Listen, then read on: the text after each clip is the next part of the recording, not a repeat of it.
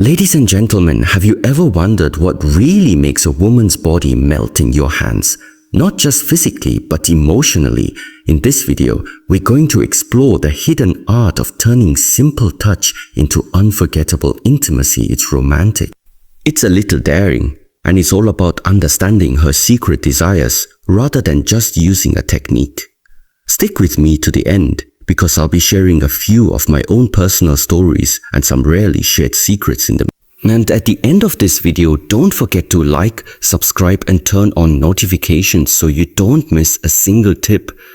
Let me ask you, have you ever been in a moment so electric that the hairs on your arms stood up, your heartbeat quickened, and yet at the same time, you weren't sure what the other person was really feeling? That silent pulsing question.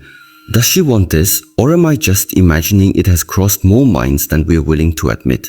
And that tension between desire and uncertainty is exactly where either magic or misunderstanding can happen. I've sat with friends over coffee and listened to them tell stories of dates that went nowhere, of chemistry that fizzled out because somebody rushed or assumed, or didn't ask. Again and again, I've heard the same thing. The lovers who leave a lasting impression aren't the ones with flashy moves or exotic techniques. They are the ones who know how to talk, how to listen, how to send. They create a space where desire can breathe and where the other person feels safe enough to lean in. Real consent isn't a dry contract. It's an unfolding dialogue. It's a dance of words, eyes, breaths, and silences. It's what makes intimacy electric rather than awkward. Think about the times you felt most alive with someone. It probably wasn't when they guessed what you wanted, but when they asked in a way that felt natural, when they paid attention, when they slowed down. That's what this first secret is really about. Picture this. It's a late evening. Soft music in the background. You're sitting on a couch, knees almost touching. She laughs at your joke. Her hand lingers on yours. Everything in your body says she's into you. Most people at that moment jump straight to action, thinking this is it. But the ones who truly understand connection do something else. They lean in softly and say something like, "I really like being close to you. How are you feeling right now?" That little invitation opens a door. It's a chance for her to lean into or to say she's not ready. Either way, you've built trust. You've shown self-control and respect. You've made her feel seen, not just touched. There's a myth that asking ruins the mood. In reality, it often does the opposite. When you ask in a confident, playful, curious way, you build anticipation. You tell her, "I see you." Not just your body. And because she feels seen, she relaxes and lets go. Pleasure isn't just about physical sensation. It's about feeling safe enough to surrender to it. That's why in study after study, the strongest predictor of sexual satisfaction isn't technique, it's emotional safety. I remember one woman telling me years later that what made an intimate moment unforgettable wasn't how good it felt physically, but how safe she felt emotionally. She said, "He didn't rush, he asked, he noticed me." That memory stayed with her far longer than any move could. And this is the part most men miss. When you communicate, you're not interrupting the moment, you're deepening it. You're layering in trust and anticipation. Consent and communication can even be playful, whispering, "Do you like it when I touch your hand like this?" Can be as seductive as any kiss. Smiling and asking, "Show me what you like," turns a potentially awkward question into an invitation. When you frame it as part of the experience, it stops being an obstacle and becomes a form of foreplay. Think of it as building a secret code between you. Every time you invite her feedback, you're adding another layer to that code. The more layers, the richer the experience becomes. And because you're both participating, it stops being something you do to her and becomes something you share. That shift is powerful. It transforms the dynamic from performer and audience into two co-creators of an experience. If you've ever been with someone who just assumed, you know how uncomfortable it can feel. Now flip. Imagine being with someone who even in the heat of the moment is tuned in enough to ask to pause, to adjust. That's the difference between a forgettable encounter and one she remembers and wants to revisit. The difference between awkward and amazing isn't a hidden trick. It's a habit of tuning in. And here's another secret. When you get good at consent and communication, you actually become freer. You're no longer second-guessing yourself because you've created a feedback loop. She's telling you what she likes. You're responding. The energy builds naturally. What started as a simple question turns into a flow where you both feel like you're exploring together. That exploration is where real passion lives. So the next time you're on the edge of intimacy, try this experiment. Instead of assuming invite, instead of rushing, slow down. Instead of treating communication as an interruption, treat it as foreplay. Use your voice, your eyes, your curiosity. Make it playful, make it romantic. When she feels that you're as interested in her feelings as you are in her body, she won't just consent, she'll participate, she'll guide. She'll open up in ways you can't script. You can even start before you're physically close. During a date, ask about her likes and dislikes. During a hug, notice her breathing. And when you hold her hand, pay attention to whether she squeezes back. These small acts of awareness build a bridge long before you cross into more intimate territory. By the time you get there, you already have a shared language of yes, no, maybe, slower, faster. That language makes everything smoother, hotter, safer. This is why I call consent and communication the first and most important move. Everything else you might learn, any technique, any touch becomes exponentially more powerful when it's built on this foundation. Because at the heart of intimacy isn't a secret trick, it's trust. And trust starts with asking, listening, and responding.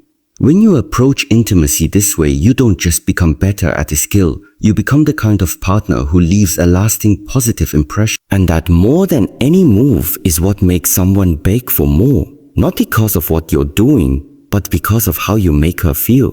Can I ask you something that most people never stop to consider? When you think about the moments that really turned you on, that felt electric and unforgettable, was it actually the touch itself?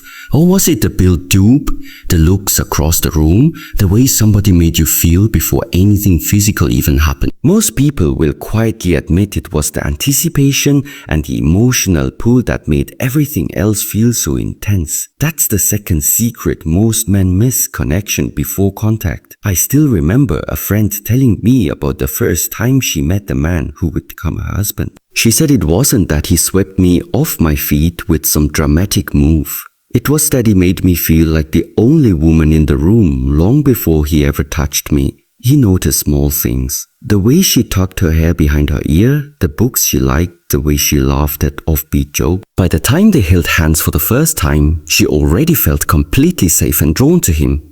The hand-holding felt electric because the emotional connection was already there.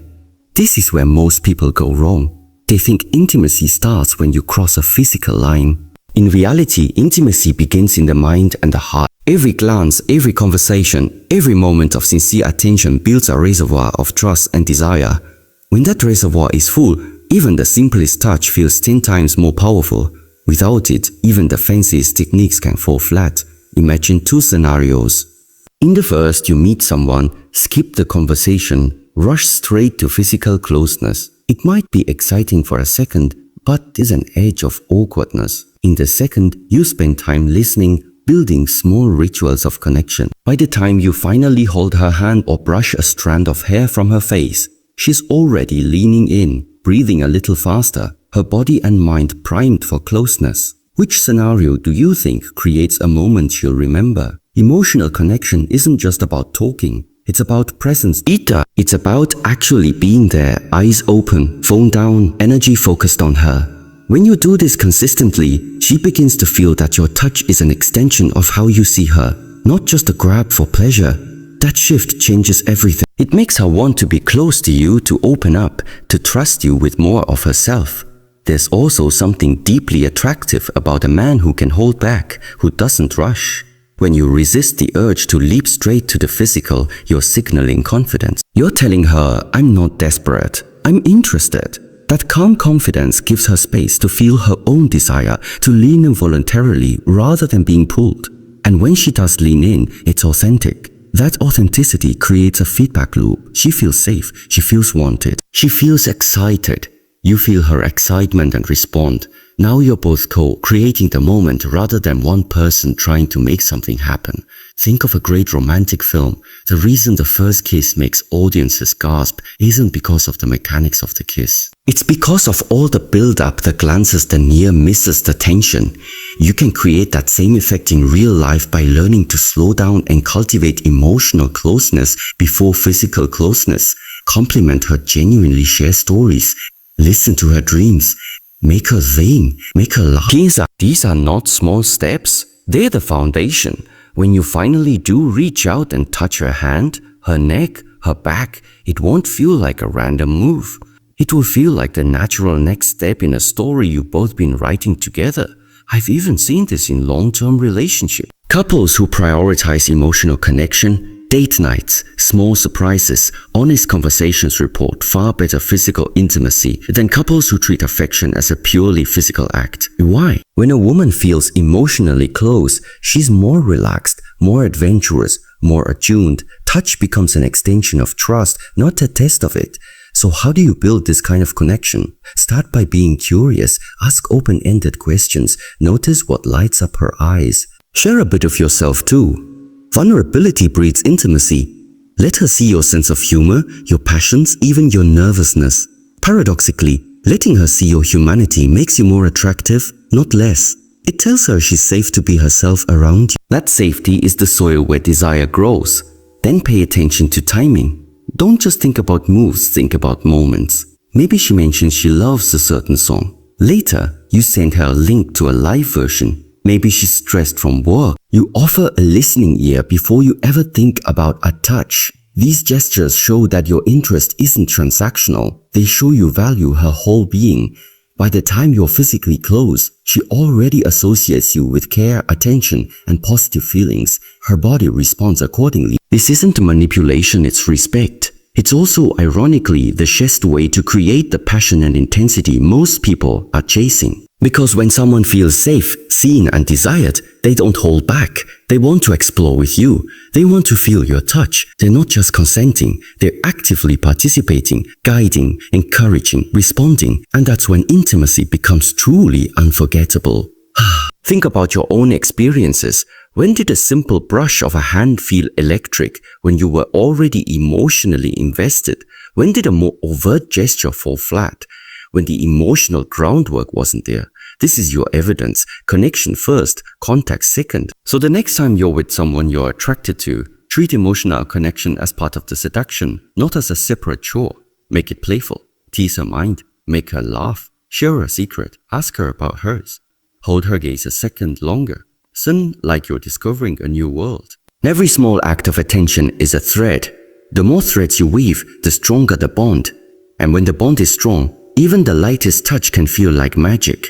This is why emotional connection before touch isn't just a nice idea, it's the second essential move. It turns the what of intimacy into a why and a who. It transforms techniques into experiences. It takes you out of your head and into the moment with her. And it makes her feel something that no trick can manufacture. The sense that she's with someone who truly wants her, not just her body. When you give her that feeling, you don't have to chase intensity, it will find you. That's the real secret. Have you ever wondered how some people seem to just know what their partner wants without a single word being spoken? You've probably seen it at a party or in a movie, a couple exchanging a glance, a small touch, and suddenly the whole atmosphere between them changes. No explicit language, no instructions, just a quiet understanding. Most of us think that's some kind of magic. In reality, it's a skill. Unlike any skill, it can be learned. That's the third secret, learning to read her cues. I first began to notice this in my own life when they invited me to a salsa class. The best dancers weren't the ones with the flashiest moves. They were the ones who could feel their partner's weight shift, sense her intention, adjust in real time. It looked effortless, but behind that effortlessness was a lot of listening, not with the ears, but with the whole body. Intimacy works the same. It's a dance where the music is her breathing, her eyes, her micro-expressions. When you pay attention to those, you stop guessing and start responding. Picture a scene. You're sitting close, talking softly. She tucks her hair behind her ear, but doesn't pull away, her knees angled toward you. She smiles a little longer than usual. These are green lights. Or perhaps in another moment she crosses her arms, leans back slightly, her smile tightens. Those are amber lights. Most men miss them because they're too focused on what they're about to do next. The secret is to slow down enough to actually see what's happening in front of you. One of the most powerful things you can do is watch her breathing. When she's relaxed and happy, it's slow and deep. When she's excited, it quickens. When she's uncomfortable, it might become shallow, or she might hold it. Without a word, her body is telling you how she feels. By noticing, you become attuned. You can mirror her pace, slow things down if she seems tense, or lean in when you sense she's eager. A woman once told me the moment she felt the safest with her partner was when he paused in the middle of kissing her, looked into her eyes, and simply said, "You're okay." She hadn't realized how much tension she was holding until he gave her that moment. That pause, that check-in turned what could have been a rushed experience into something intimate and memorable. Reading cues isn't just about body language, it's about being present enough to give space for feedback. Think of it as learning a new language. At first the signs are subtle. Maybe she squeezes your hand when she likes something. Maybe she tilts her head a little when she wants more of a certain kind of attention. Over time, as you observe and remember, you start to build a dictionary of her signals. Each relationship, each person has their own dialect. What matters is that you're paying attention and updating your understanding rather than assuming. This kind of attentiveness is deeply attractive. It shows her that you're not just performing a script, you're with her in the moment. And it does something else too. It frees you from anxiety. When you're tuned into her non-verbal cues, you don't have to wonder, am I doing this right? She's telling you even without words. You just have to listen with your eyes and your heart. Of course, sometimes cues can be mixed. Maybe she's nervous but also excited. Maybe she's quiet not because she's uncomfortable, but because she's concentrating on how she feels. That's where gentle verbal check begins to complement your observations. A simple, "How does this feel?" or "Do you like this?" Asked softly can clarify without breaking the mood. When you combine verbal and non-verbal communication, you create a feedback loop that builds trust and intensity. I like to use the metaphor of a musician. A great musician doesn't just play notes. They listen to the acoustics of the room, the breath of the audience, the feel of the instrument. They adjust constantly. That's why the same song can feel so alive in their hands. In intimacy, you are the musician and her responses are your music. If you're attentive, you can improvise, respond, build crescendos and pauses that feel natural and mutual rather than mechanical. You can practice this even outside the bedroom. Notice how she reacts when you touch her arm while talking. Notice her eyes when you tell a story. Notice the rhythm of her speech. All of these teach you about her comfort, her excitement, her boundaries. By the time you're in a more private moment, you've already trained yourself to pick up on her signals. You're not guessing, you're connected. Why does this matter so much? Because trust isn't built in one dramatic gesture. It's built in 1,000 small moments of noticing and adjusting. When she feels you noticing her, she feels respected. When she feels respected, she relaxes. When she relaxes, pleasure follows. That's the real cascade behind those seemingly magical moments where she begs for more. It's not because of a secret move. It's because she feels you're with her, attuned, caring, and responsive. So next time, instead of focusing on a checklist of techniques, treat the moment like a conversation without words. Ask yourself, what is her body telling me right now? Is she leaning in or leaning away? Is her breathing deep or shallow? Are her hands open or clenched? These signals are your map. Follow them with patience and curiosity. When you get lost, don't be afraid to ask softly. She will appreciate it far more than you think. As you keep practicing, something beautiful happens. The need for constant verbal check-ins decreases because you've built a shared rhythm. She knows you're paying attention. You know she'll signal you. The experience becomes smoother, more spontaneous, more passionate. Not because you've memorized a set of tricks, but because you've learned to listen. This is the art of reading her cues. It's the difference between doing something to someone and sharing something with someone. It turns intimacy from a performance into a dance. And when you dance with someone who feels safe, seen, and understood, you don't have to force passion. It rises naturally between you. That's the real secret hiding behind the third move. Presence, patience, and a willingness to let her body, not your agenda, lead the way. Can I ask you a question that hardly anyone asks themselves in the heat of the moment? When was the last time you slowed down so much with someone you are attracted to? That time seemed to stretch and everything? Every look, every breath, every brush of skin felt twice as intense.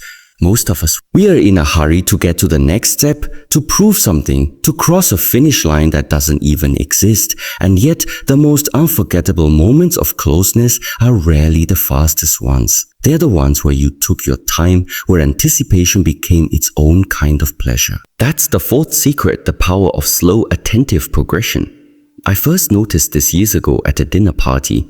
A couple sitting across from me seemed completely lost in their own world. Nothing explicit was happening, just small gestures. A look here, a hand slowly tracing the rim of a wine glass while listening, a pause before speaking. The tension between them was so palpable that everyone at the table felt it. It wasn't about public displays of affection. It was about the rhythm they'd created, slow, deliberate, attuned. By the time they actually touched hands, it was like watching a spark catch fire. Why does slowing down work so powerfully? Because anticipation amplifies sensation. When you rush, you collapse all that potential into a single moment.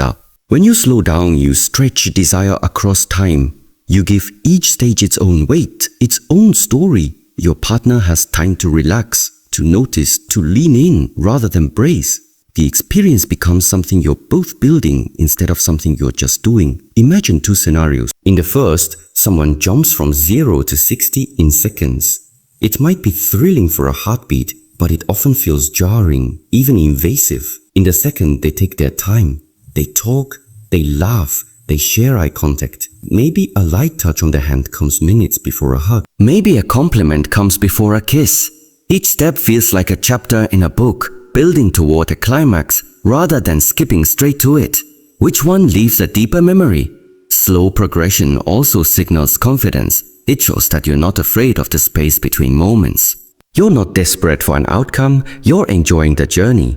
That calmness invites her to relax. It gives her permission to explore her own desire to meet you step by step instead of feeling pulled. The result is a mutual crescendo rather than a one-sided push. I once interviewed a woman who described her favorite intimate experience, not in terms of what happened, but how it happened.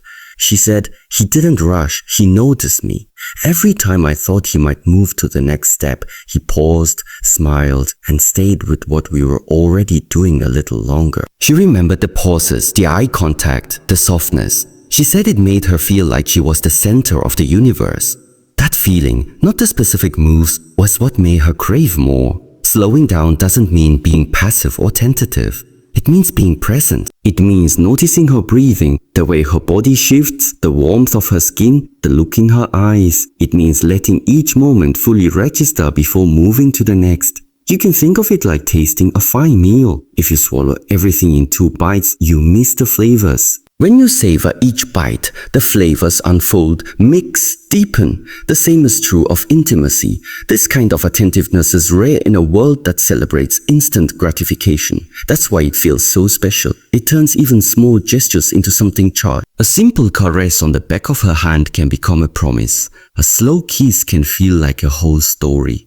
And because you're moving at a pace she can feel and respond to, you're also creating space for her to guide you. She can show you with her body and her responses what she wants next. Another benefit of slow, attentive progression is that it gives you time to adjust. When you're rushing, you're more than a body.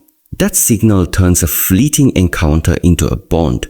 Respect also shows in the way you talk afterwards. Instead of rolling away, ask gentle questions. Did that feel good?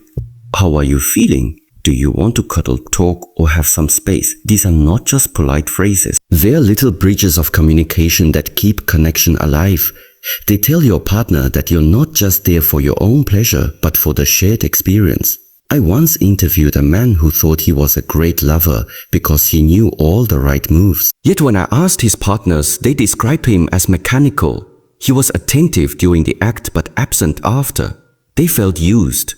When he learned about aftercare, staying present, offering water, massaging sore muscles, holding them close, everything changed. His partners began describing him as warm, trustworthy, someone they wanted to see again. Nothing about his technique changed, only his respect for the aftermath did. Think of it like a great concert. The music ends, the lights come up, but the encore is what people remember. That final song, the way the artist thanks the audience, creates a feeling of closure and gratitude. Without it, the show feels unfinished. With it, people leave glowing.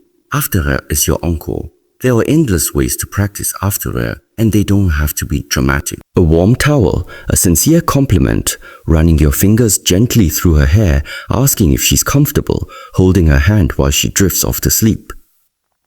Each small action becomes part of a language that says, "You matter to me." This language builds trust. Trust builds relaxation. Relaxation builds a desire to return. Respect also means giving space when needed. Sometimes after an intense moment, a person wants to be held. Other times they want a little solitude. Asking and listening without taking it personally is also aftercare. It's about her needs, not your ego. That flexibility shows maturity and emotional intelligence. In our culture of quick hookups and instant gratification, aftercare can feel old-fashioned, but it's actually revolutionary. It distinguishes a partner from a participant. It's the difference between a transaction and an experience. When you show respect for the whole person, body, mind, and heart, you invite her to trust you with deeper parts of herself next time. That trust makes everything more passionate and adventurous. Let's go back to my friend. She told me that the second experience, the one with aftercare, changed how she saw herself too. She felt cherished, not just desired. That feeling gave her confidence. She began to open up more, to share fantasies, to express what she wanted without fear. In other words, aftercare didn't just make the past experience better. It made the future experiences richer. That's the compounding power of respect. Slow down after it's over. Breathe. Look into her eyes. Smile. Whisper something kind. Ask if she needs anything. These gestures take seconds, but they create memories that last. They also teach you something about yourself, that intimacy isn't about taking, it's about sharing. That lesson will echo into every part of your life, your friendships, your family, your work. People feel it when you treat them with dignity, even in private moments. Another aspect of aftercare is self-reflection. After you've shared something intense with someone, take a quiet moment to check in with your own feelings too.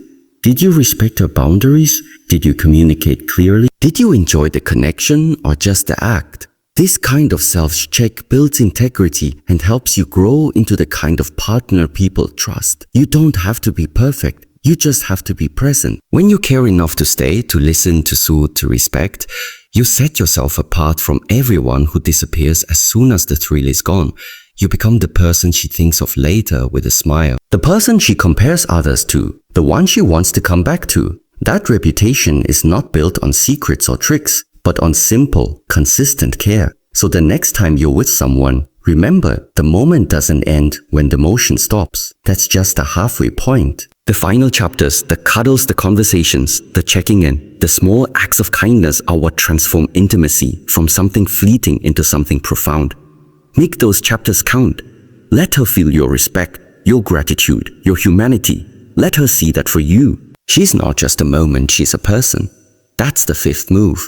Not a technique of the hands, but a habit of the heart. It's the move that makes all the other moves matter. It's the one that leaves her feeling safe enough to open again, to explore again, to trust again. And when you give someone that kind of safety, you won't have to make her beg for more.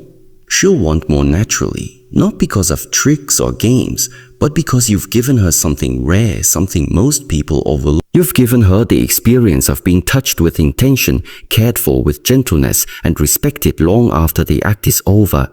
And that kind of connection, that's unforgettable. It lingers in the heart, in the mind, and in the... You see, true intimacy isn't about what happens in the moment. It's about what stays with her when the moment is gone. It's not just about desire. It's about trust, presence, and the feeling that she's seen, heard, and valued. Most people chase physical closeness, but forget that the body follows where the heart has already gone. And when you nurture her heart, her mind, and her spirit, she'll naturally crave more, not out of need, but because the experience is so rare and real. If you've been curious about what really makes connection unforgettable, what transforms a simple encounter into a lasting bond, you're in the right place. I've been on this journey myself. Through my own mistakes and lessons, through moments of closeness that faded and others that grew stronger with time, I've come to understand something profound. Intimacy isn't built in a single moment, it's built in layers. Every word you choose, every pause where you listen, every gesture that shows respect adds to those layers. And when you build carefully with patience and honesty, you create something that can't easily be replaced. This is why I've poured my most personal stories and practical secrets into this video.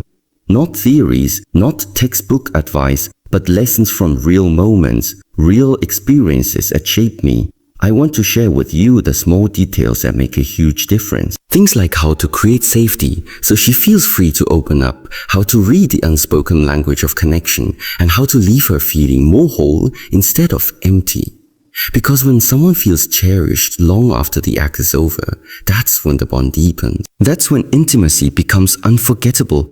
So here's my invitation to you.